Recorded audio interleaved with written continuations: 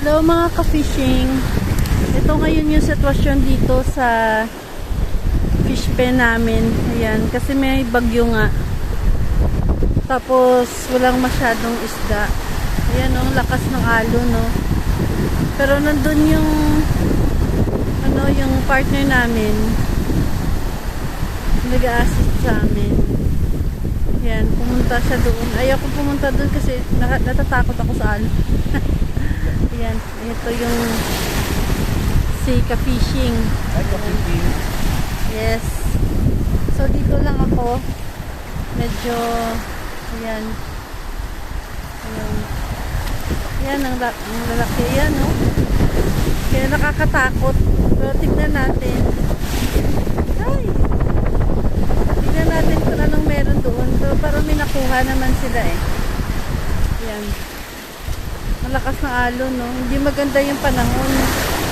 Kung manotice nyo yung tubig, hindi clear. Kaya ayan. Doon silang dalawa sa loob ng malaking punuan. Ayan. Yun.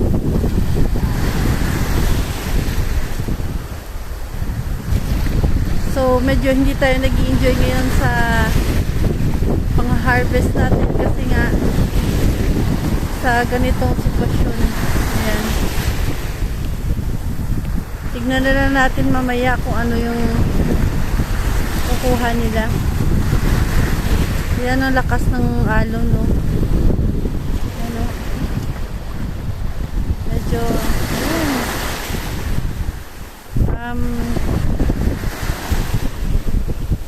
dito kasi meron tayong ilaw sa taas. Actually kami lang yung fish pen na may ilaw dito. Halos lahat ng fish pen walang ilaw, kami lang meron. Kaya medyo maliwanag dito. Ayan o, lalaki ng alon. Ayan. Abot pa kasi hanggang tuhod yung tubig, parang hindi na yata huhupa. Kaya ko pumunta dun.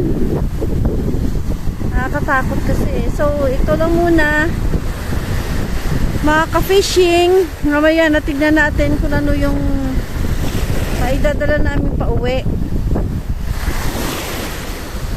Salamat sa panonood. God bless po.